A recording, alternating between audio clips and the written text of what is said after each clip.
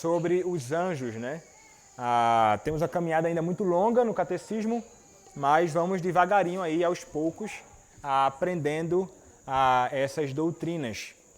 Creio que a lição de hoje, né, a pergunta de hoje, nós não conseguiremos tratar sobre todo o conteúdo hoje, mas vamos seguindo. No próximo domingo nós terminaremos esta pergunta. Mas a pergunta 16 é a seguinte: como Deus criou os anjos?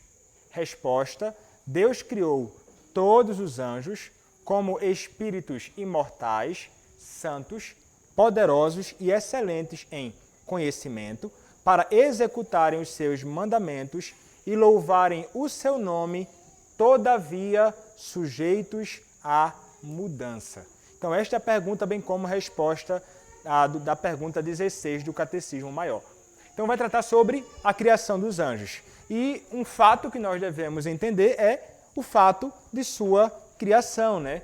Os anjos, eles não são Deus, né? Os anjos, eles não são eternos. Os anjos, eles, como todas as demais coisas criadas por Deus, tiveram origem em determinada ocasião, no tempo e no espaço.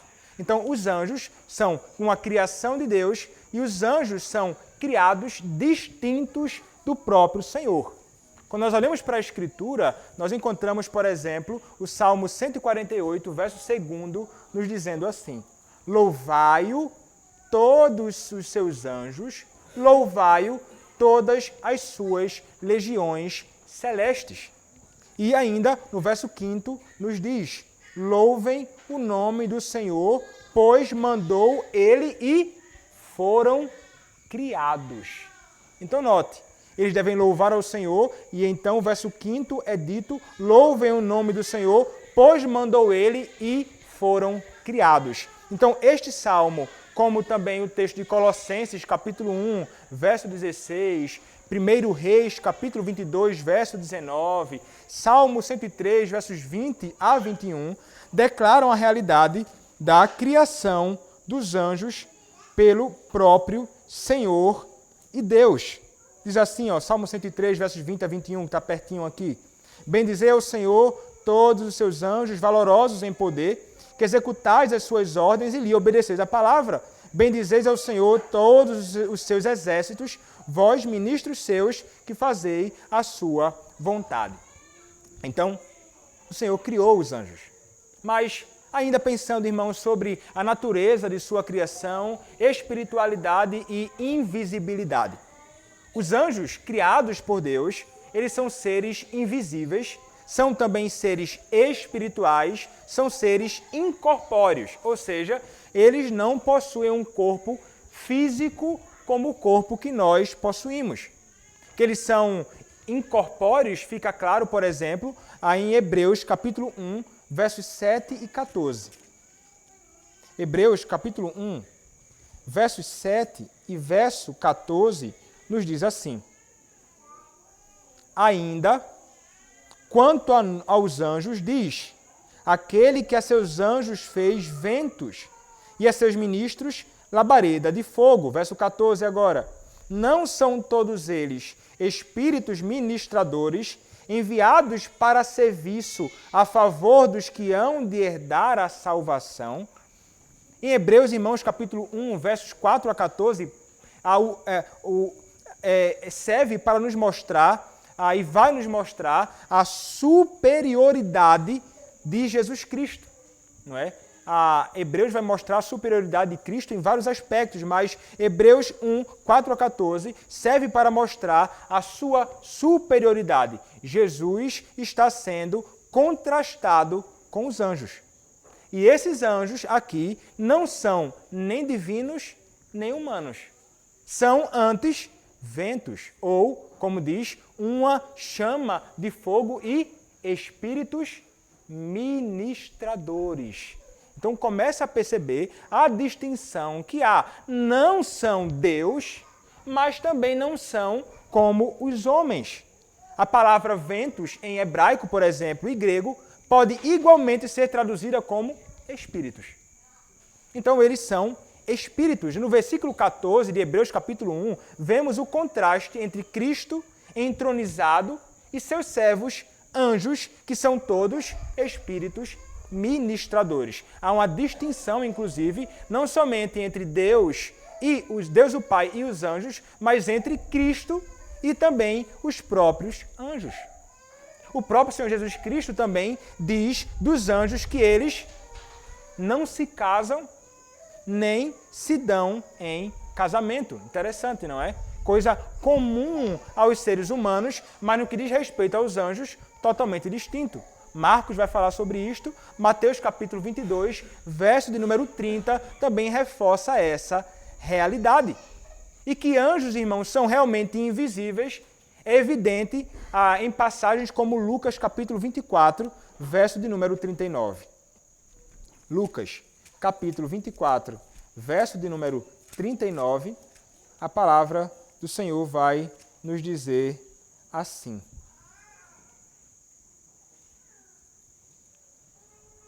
Vede as minhas mãos e os meus pés, que sou eu mesmo. Apalpai e me verifiquei, porque um espírito, como os anjos são, espírito, não tem carne nem ossos, como vedes que tenho. Então o espírito não tem carne e ossos, né? Cristo, ele possui carne e ossos. Distinto também dos próprios anjos neste aspecto.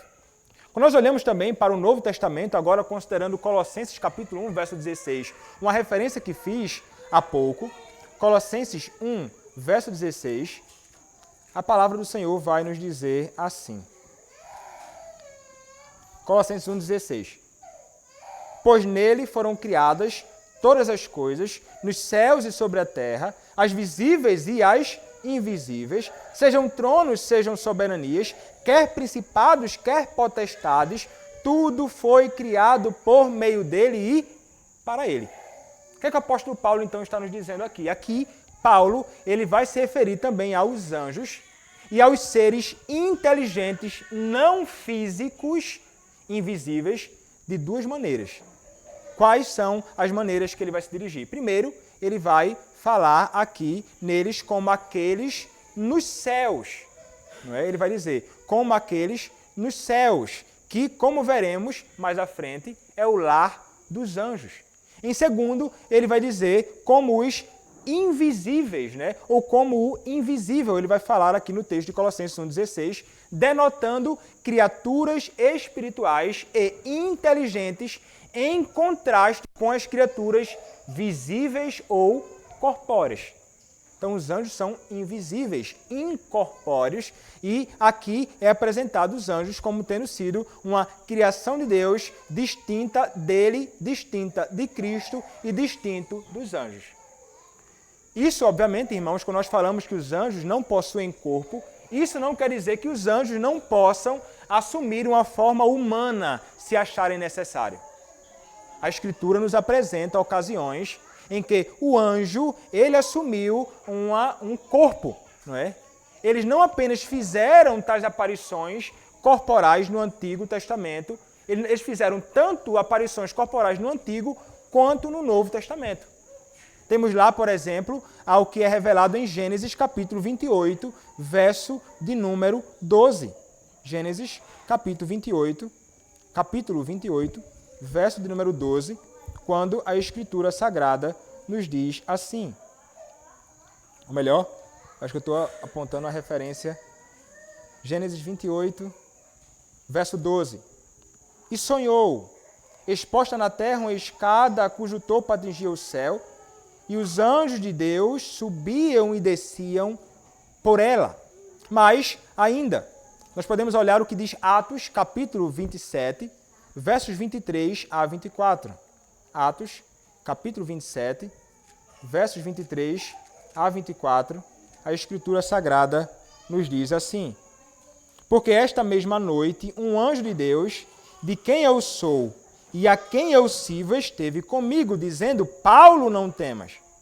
É preciso que compareças perante César, e eis que Deus, por sua graça, te deu todos quanto navegam contigo. E é interessante porque em Hebreus nós somos exortados, irmãos. Hebreus capítulo 13, verso 1 e 2, no seguinte. Hebreus capítulo 13, versos 1 e 2, a Escritura Sagrada nos diz assim. Hebreus capítulo 13, versos 1 e 2. Seja constante o amor fraternal, não negligencieis a hospitalidade, pois alguns, praticando-a sem o saber, acolheram anjos. É muito interessante essa referência, né? No versículo 2, somos exortados a manifestar amor fraternal através da hospitalidade. E em seguida, o autor nos encoraja a sermos hospitaleiros com estranhos, porque com isso alguns hospedaram anjos sem saber. E é interessante porque isto provavelmente é uma alusão ao que aconteceu no Antigo Testamento com Abraão, com os 3 estranhos que ele recebeu em sua casa. Lá em Gênesis capítulo 18, verso 1 e verso 19, nos vão tratar esse capítulo sobre essa realidade. E 2 eram anjos e 1 era a segunda pessoa da Trindade pré-encarnada.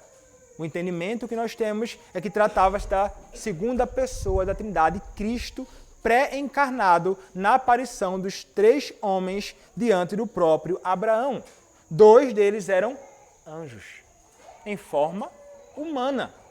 Não é que eles são essencialmente assim, mas eles podem se manifestar assim. E um outro exemplo ocorre durante a demonstração de hospitalidade por parte de Manoá, lá em Juízes, capítulo 13, verso 3, verso 9, verso 13 e verso 15.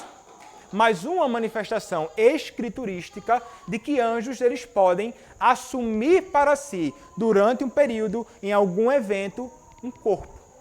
Não é? Mas eles não são corpo, eles são espíritos invisíveis, incorpóreos. Agora, quanto à sua personalidade, irmãos, veja, os anjos, eles são seres pessoais. Eles não são forças impessoais, não é, ao homem, distante dos homens. Não. Os anjos, eles são seres vivos, como nós somos vivos. São seres com inteligência, são seres com vontade e poder para realizar muitas coisas. E eles possuem todas as qualidades e ações que caracterizam pessoas reais como nós. Eles amam e se alegram. Lucas capítulo 15, verso 10 nos diz isso. Veja só. Lucas capítulo 10, verso de número 15. Nos diz, Lucas 15, 10, melhor dizendo. Lucas capítulo 15, verso de número 10. Eu vos afirmo, de igual modo, há júbilo diante dos anjos de Deus por um pecador que se arrepende. Então, note, os anjos se alegram, os anjos desejam, 1 Pedro, capítulo 1, verso 12, olha lá o que diz, 1 Pedro, capítulo de número 1, versículo de número 12, a eles foi revelado que, não para si mesmos, mas para vós outros, ministravam as coisas que agora vos foram anunciadas por aquele que, pelo Espírito Santo enviado do céu, vos pregaram o Evangelho, coisas essas que os anjos anelam perscrutar. Eles têm desejos, eles anelam algumas coisas. Eles contendem, não é, como está lá em Apocalipse, capítulo 12, verso 7. Eles adoram, como nos ensina Hebreus. Olha lá, Hebreus capítulo 1, verso de número 6. E, novamente, ao introduzir o primogênito no mundo, diz: e todos os anjos de Deus o adorem. Eles vão, eles vêm, como ensina Gênesis 19, verso 1. Lucas capítulo 9, verso 26. E eles falam. Você pode anotar a referência. Zacarias capítulo 1, verso 9. Lucas capítulo 1, verso 13. Vimos o caso lá do próprio Paulo em Atos. Então note, os anjos, eles possuem, eles são pessoais, não são forças impessoais. Eles possuem qualidades semelhantes às que nós possuímos em todas essas questões que são muito interessantes com respeito a eles. Mas eles são, ainda assim, distintos dos homens. Esses anjos, como tem nos ensinado o catecismo, eles não somente são seres pessoais, mas a Escritura vai falar também sobre a realidade de que esses anjos, eles são santos também. Então, aí um atributo que pertence a Deus, um atributo que pertence a nós, trata-se de um atributo comunicável, mas também é algo encontrado nos próprios anjos. Os anjos que não caíram, porque falaremos mais à frente, alguns anjos caíram, são santos. Judas, verso 14, vai falar sobre a realidade de anjos que caíram. Judas, verso de número 14, nos diz assim: Quanto a estes foi que também profetizou Enoque. Ou melhor, acho que eu estou lendo a referência. Isso mesmo. Profetizou Enoque, o 7º depois de Adão, dizendo: Eis que veio o Senhor entre suas santas miríades. Uma referência aqui à miríade de anjos, as suas santas miríades. Aqueles que se conservaram então no seu estado, que não caíram, são santos. A Escritura nos diz também, em Marcos 8:38, que quando Jesus voltar, ele virá como? Na glória de seu Pai, com quem? Com os seus santos anjos. Então, perceba que a Escritura vai falar sobre a realidade de que os anjos são santos. A Escritura nos mostra isso, né? Eles são santos, eles adoram cantar louvores ao Senhor Deus, chamando este Deus de santo, como está lá em Isaías capítulo 6, verso 1 e 2, né? Santo, santo, santo é o Senhor dos exércitos. Então, nota a realidade que eles são aqueles que contemplam e adoram a Deus diante do próprio Deus que é santo, sendo eles igualmente santos.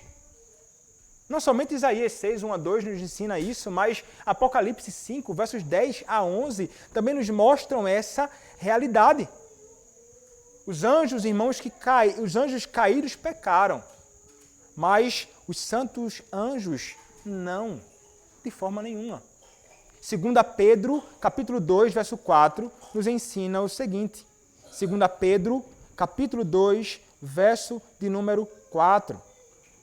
Ora, se Deus não poupou anjos quando pecaram, antes, precipitando-os no inferno, os entregou ao abismo de trevas, reservando-os para o juízo. Então note, como o catecismo fala, eles foram criados, mas podem cair, caíram do estado em que foram criados, alguns deles, caindo a um estado de rebelião e absoluta inimizade contra o próprio Senhor, mas há aqueles que foram preservados no seu próprio estado. Então, ao contrário dos anjos caídos, os santos anjos mantiveram o seu próprio domínio e não abandonaram a sua morada própria. Onde é que está isso? Judas, verso de número 6. Judas, verso 6, referindo-se aos anjos, nos diz: E a anjos, os que não guardaram o seu estado original, mas abandonaram o seu próprio domicílio, ele tem guardado sob trevas, em algemas eternas, para o juízo do grande dia. Então, existem aqueles que se mantiveram no estado em que foram criados, não abandonando o seu domicílio. Falaremos mais sobre essas questões dos anjos caídos e outras questões mais numa pergunta posterior. Temos que ter um cuidado aqui com as perguntas de catecismo, porque tem coisas que são tratadas mais à frente, a gente pode acabar adiantando aqui antes, não é? E não é essa a nossa ideia. Mas qual é o domínio e a morada adequada dos anjos? Nós podemos dizer, irmãos, brevemente, que é a presença imediata de Deus, do Santo Deus no céu. É um estado e uma esfera de perfeita santidade. É o estado em que eles se encontram diante do Senhor, os santos anjos que não caíram ou não abandonaram o seu estado. Portanto, quando Jesus nos ensina a orar, lá na oração dominical, seja feita a tua vontade, assim na terra como no céu, a quem ele se refere? O entendimento, irmãos, comum é que ele está se referindo aos anjos nos céus, que obedecem ao Senhor e cumprem toda a sua vontade ali. Então essa seria brevemente uma apresentação do que seria a morada adequada desses santos anjos diante do Senhor Deus, que é santo. Esses anjos, irmãos, também, eles possuem uma superioridade. Eles são superiores em vários aspectos, inclusive aos homens, mas devemos entender que eles são finitos. Há superioridade, mas há finitude nos anjos.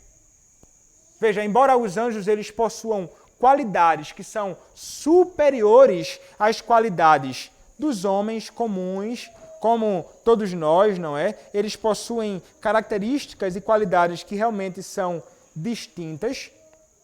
Por exemplo, a gente olha lá em Atos capítulo 12, verso de número 10, o que acontece lá. Na ocasião em que Pedro está sendo liberto, né? Livre da prisão. E o que acontece? Atos 12, verso 10 nos diz: depois de terem passado a primeira e a segunda sentinela, chegaram ao portão de ferro que dava para a cidade, o qual se lhes abriu automaticamente, e saindo, enveredaram por uma rua, e logo adiante o anjo se apartou dele. Um anjo ajudou o próprio Pedro em todo este processo impressionante de soltura daquela prisão na qual ele se encontrava. Então, o anjo fez algo extraordinário, né? Isso ali como enviado pelo próprio Senhor Deus para aquela missão. E ele então executou coisas maravilhosas em resposta à oração do povo que rogava pela libertação do próprio Pedro. Interessante isso. Mas veja, eles são superiores aos homens. Mas eles não são superiores aos homens como seres. Veja, eles têm um poder distinto do nosso, veremos sobre isso. Mas a nossa posição no que diz respeito aos anjos envolve uma qualificação que é importante. E por que razão nós não diremos que os anjos são superiores aos homens em todos os sentidos? E a razão, irmãos, é porque os anjos não foram feitos à imagem de Deus como homem. E isso faz uma distinção muito grande. Os anjos foram criados por Deus, como todas as demais criaturas, mas somente os homens foram criados à imagem e semelhança do próprio Senhor. E isso confere ao homem, ainda que inferior ao anjo em alguns aspectos, muitas glórias e muitas coisas, como no que diz respeito ao governo do mundo, por exemplo. O homem, criado à imagem de Deus, ele é coroa da criação. Isso é o que a Escritura nos ensina, irmãos. Os anjos não são a coroa da criação, mas o homem, sim, ele é a coroa da criação. Os anjos, eles não são de forma alguma iguais a Deus. A Escritura nos ensina isso, Êxodo capítulo 15, verso 11. E eles são, em certo aspecto, inferiores também aos homens. É por isso que nos impressiona a Escritura quando vai falar sobre a superioridade dos homens e mulheres piedosos sobre os anjos. Isso lá em 1 Coríntios, capítulo 6, versos 2 e 3. Interessante a gente olhar para um texto que vai tratar acerca desta realidade. Diz assim, 1 Coríntios 6, versos 12 e 3. Ou não sabeis que os santos hão de julgar o mundo? Ora, se o mundo deverá ser julgado por vós, sois acaso indignos de julgar as coisas mínimas? Não sabeis que haveremos de julgar os próprios anjos? Quanto mais as coisas desta vida. Impressionante esse texto de Paulo, né, dirigindo-se aos coríntios, mas nos impressiona essa superioridade dos homens no que diz respeito aos anjos. O fato, irmãos, de que o santo povo da aliança de Deus em Cristo governará e julgará o mundo é um ensinamento fundamental da Bíblia. Daniel 7:22 nos ensina isso. Salmo 49, verso 14 nos ensina isso. Mateus 19, 28, Apocalipse 2, 26, Apocalipse 3, 21 nos ensina essa realidade. Isso é verdade, irmãos, no tempo e na eternidade. No grande dia, então, que que haverá de o mundo ser julgado. Então, os santos anjos, os santos homens, na verdade, os santos julgam o mundo agora, sempre que, por exemplo, avaliamos os pensamentos, ações, criações do mundo e fazemos isso à luz da palavra. Quando Paulo chamou o mundo de injusto, ele estava julgando o mundo. E como disse alguém, quem tem a palavra de Deus e usa corretamente essa palavra, julga o mundo e julga verdadeiramente à luz da palavra. É assim, então, que nós nos portamos com a autoridade de Deus em Cristo à luz da sua palavra. E no julgamento final, no final da história, como lemos, os santos serão juízes associados de Cristo no julgamento do mundo, em função do seu governo real como reis coroados em Cristo. Referência bíblica, Efésios 2, verso 6. Outra referência, 1 Pedro, capítulo 2, verso 9. Então, note como é impressionante falarmos sobre os gloriosos e santos anjos de Deus, mas como é distinta a relação deles conosco, não é? Em alguns aspectos também a nossa superioridade. Então, os crentes julgam o mundo, incluindo os anjos, mas o Senhor é quem é sempre o supremo sobre tudo isso. Não trata-se de uma glória e autoridade suprema de nossa parte, como se fosse algo inerente a nós. Não. Mas essa é a realidade que o Senhor nos apresenta na própria Escritura Sagrada. E, para concluir, irmãos, e seguirmos em frente na próxima semana, o seu conhecimento superior.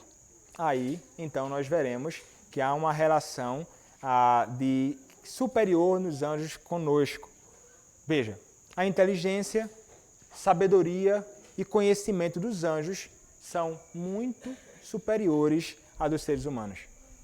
Mas ainda que seja superior ao dos homens, eles não podem ser considerados por nós como se eles fossem oniscientes, né? Eles não são oniscientes. Onipotência, onipresença, onisciência são atributos incomunicáveis que pertencem somente ao próprio Deus. Mas eles possuem, sim, conhecimento. Jesus destacou ambos os pontos quando disse em Mateus 24, verso de número 36. Mateus 24, verso de número 36. A palavra do Senhor nos diz assim: mas a respeito daquele dia e hora, ninguém sabe, nem os anjos, nem o Filho, senão o Pai. Então note, há coisas que os anjos, eles não sabem. Os anjos não sabem o quê? Não sabem o dia e a hora exatos em que Jesus regressará. Como eu e você não sabemos também.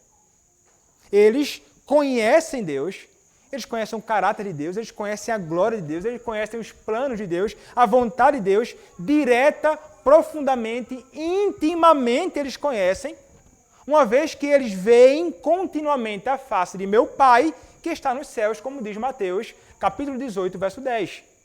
Então eles conhecem todas essas coisas. Eles conhecem os seres humanos, estando intimamente envolvidos nas suas vidas desde o início dos tempos. Mas eles não sabem, a menos que Deus lhe revele o que a vontade de Deus planejou para o futuro. Não sabem. Só se Deus fizer conhecido a eles. Quais referências sustentam essa declaração? Isaías 41, versos 22 a 23. Isaías 42, versos 8º e 9. E o texto que lemos de Mateus 24, verso 36. Os anjos não sabem o dia e a hora. Só haverão de saber, só saberão se Deus fizer conhecido a eles o que planejou. E eles não conhecem o coração humano e a vida interior, o íntimo nosso.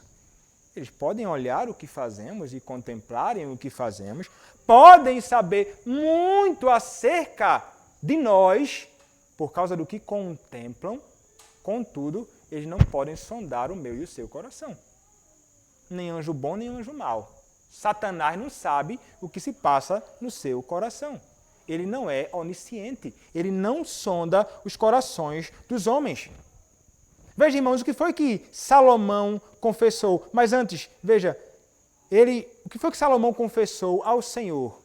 Lá em 2 Crônicas, capítulo 6, verso 30. 2 Crônicas, capítulo de número 6, verso de número 30.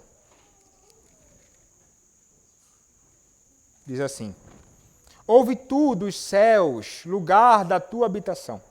Perdoa e dá a cada um segundo todos os seus caminhos, já que lhe conheces o coração, porque tu, só tu, és conhecedor do coração dos filhos dos homens. Tu, ele reforça, só tu és conhecedor do coração dos filhos dos homens. A quem ele está se dirigindo aqui? A referência é ao próprio Senhor. E uma outra coisa interessante, irmãos, em Efésios capítulo 3, versos 8 até o verso 10, é um texto que é, de certo modo, intrigante. E ele é intrigante, irmãos, porque diz que, através da igreja, os anjos serão ensinados sobre as riquezas da salvação. Olha lá, Efésios capítulo 3, verso 8 até o verso 10, a Escritura nos ensina assim.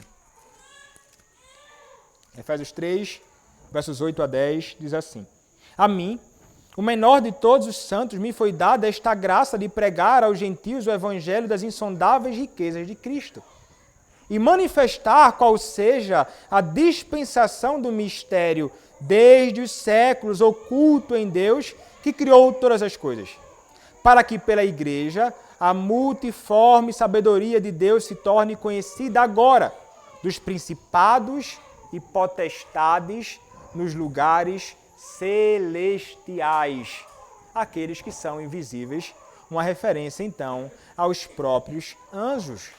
Então nele, irmãos, Paulo diz que Deus o chamou para pregar o quê? As riquezas insondáveis de Cristo, para que a multiforme sabedoria de Deus possa ser dada a conhecer através da igreja aos governantes e às autoridades nos lugares celestiais.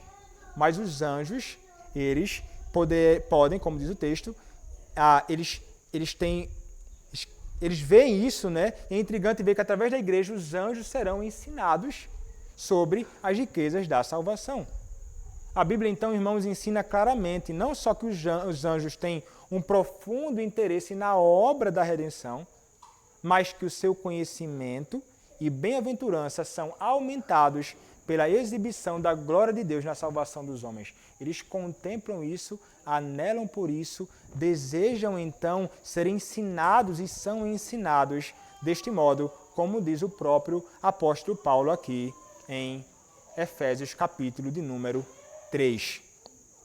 E então, para concluir, nós veremos aqui só a sua superioridade. O seu poder, na realidade, superior. Os anjos, eles também possuem poder superior ao dos seres humanos. Pedro descreve os anjos como sendo, lá em 2 Pedro, capítulo 2, verso 11, os anjos como sendo maiores em força e poder do que o homem. 2 Pedro 2,11. Paulo se refere a eles como os anjos poderosos de Cristo, lá em 2 Tessalonicenses, capítulo 1, verso de número 7. E no Salmo 103, verso 20, é dito que os anjos de Deus são poderosos em força. Bem diferente do homem, de nós que somos muito frágeis nesse sentido. Mas, ainda que eles tenham todo esse poder, eles não podem fazer tudo. Eles não são onipotentes. Por quê, irmãos? Porque a onipotência é um atributo incomunicável. Somente Deus tem um poder que é infinito. Mas, como disse alguém, eles podem fazer o que ultrapassa o poder humano e nos parece maravilhoso. Mas não milagres propriamente ditos que ultrapassam o poder de toda a natureza criada. Somente Deus é o autor dos milagres. E se em algum momento se diz que Deus usa a ajuda dos anjos para realizá-los, eles eram apenas instrumentos neste processo. É Deus, então, quem executa todas as coisas. E eles certamente não podem criar algo do nada, pois esse poder pertence somente a quem? Somente a Deus, que criou a tudo e a tudo governa. Então, como Deus frequentemente usa anjos no seu exército, no exército do seu poder, e administra sua autoridade no mundo, eles são às vezes chamados de, como está lá em Colossenses 1,16, Efésios 1,21, 1 Coríntios 15, 24. Eles são chamados de domínio, autoridades, são chamados de poderes, são chamados de tronos, sendo eles instrumentos de Deus em todo esse processo, do modo que o Senhor administra o mundo, também por meio dos seus próprios anjos. Então, irmãos, a questão é que os anjos são perfeitamente capazes de proteger e também de ministrar aqueles que são redimidos, pelo poder que possuem e porque Deus também age por meio deles em razão do seu próprio povo. Concluindo nosso estudo com uma citação, nos diz assim: quão seguros estão os filhos de Deus? É verdade que somente Deus, pelo seu poder e supervisão, protege e preserva o seu povo. Assim, não se pode confiar nem em uma criatura. No entanto, Deus usa meios para essa preservação, pois fornece alimento para a manutenção da vida e forças armadas para a proteção de cidades e países.